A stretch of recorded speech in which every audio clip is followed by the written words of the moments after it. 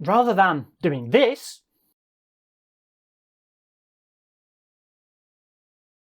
just do this.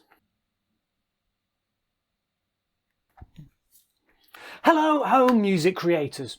The traditional way of recording electric guitars is to mic up the guitar amp, i.e. put a microphone in front of it and then take an XLR cable from the microphone into your interface and record it that way. But in a home studio, I would argue that's not the best way to record electric guitar, for most of us at least, and it's certainly not the easiest. Instead, we can use an amp sim. That's a guitar amplifier simulator software to record our electric guitars. This method offers several advantages over the traditional miking up a guitar amp method. Obviously, physically, it's a lot easier to set up an amp sim. If you're miking up a real guitar amp, you've got to get a stand to put the microphone on, then you've got to run an XLR cable into your audio interface. With an amp sim, all you have to do is launch an instance in your DAW on the track you want to record on, and that's it. Now, with miking up a real guitar amp, it takes years of practice to learn how to do that properly and get a good sound. Now, with amp sims, all that has been done for us. The guitar amps have been captured by professionals. A lot of those sims have speaker emulation built in, and we're benefiting from others' experience who've already set up these sounds for us. Now, you may be thinking, well, amp sims, they don't have the sound quality that real amps do.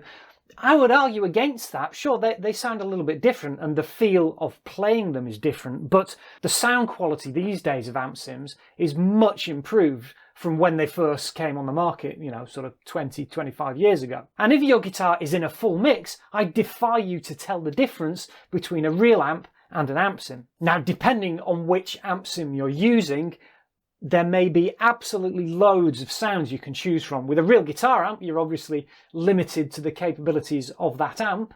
Okay, you might have a pedal board or whatever, but with an amp sim, a lot more tonal variety is provided for you. For example, this is the amp sim Amplitube. If I click this button, you can see we've got loads of presets that have already been set up for us.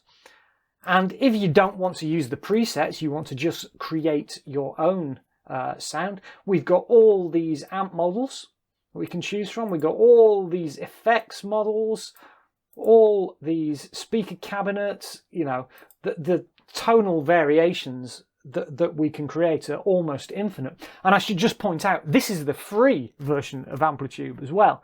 If you went for one of the paid versions, you'd get even more options. One of the other big benefits of amp sims is that you can change your sound after you've recorded your guitar part. You can sort of do this with real amps using reamping.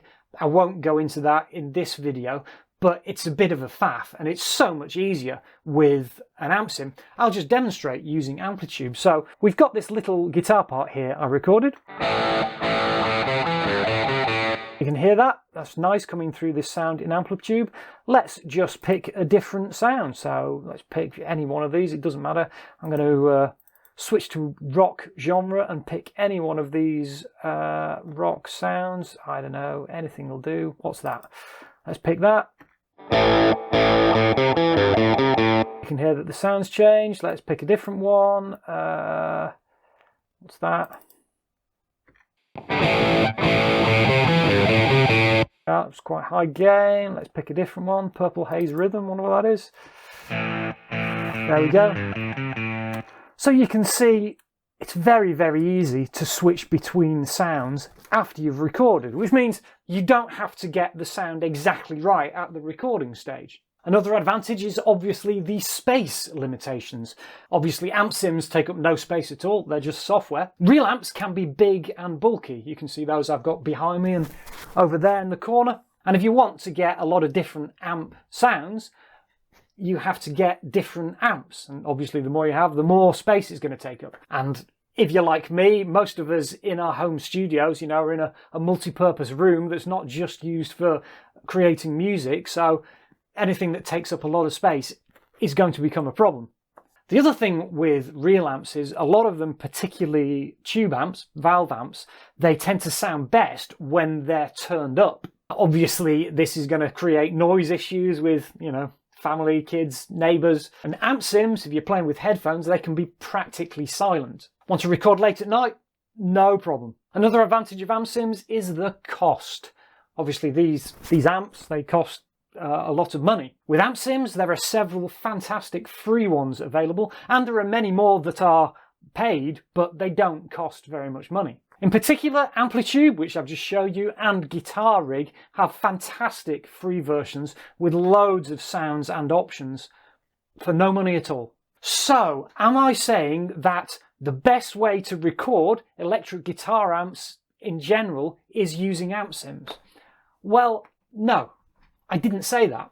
What I said was, for most of us in our home studios, amp sims may well be a better option. I think the absolutely best way to record electric guitars is to go into a professional recording studio, which is going to cost you thousands of dollars, use their collection of, they'll have some great vintage tube amps probably, which will sound fantastic, and utilize the experience of their engineers. They're going to have years of experience in miking up and getting the best sounds out of that equipment. That's the best way of recording electric guitars, in my opinion. But who the hell's going to do that? Who has thousands of dollars to burn every time they want to record an electric guitar part? So for me, in my home studio, if I want to record an electric guitar part, I reach for an amp sim straight away. All the electric guitar parts that I have recorded in the last 10, 12 years has been recorded using amp sims. And you can hear some of that music. I'll put some links down in the description below.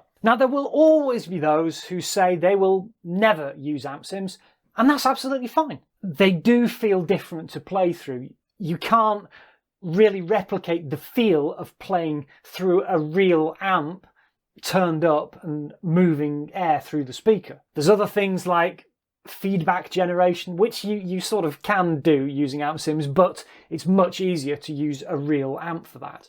There are other hybrid methods of recording, such as using an amp head with a load box, which is a great compromise. But for me, I think for a home studio, amp sims still offer the best combination of convenience, space saving, and being family friendly.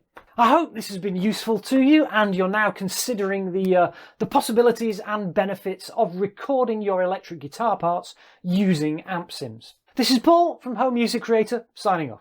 See you in the next video. Cheers.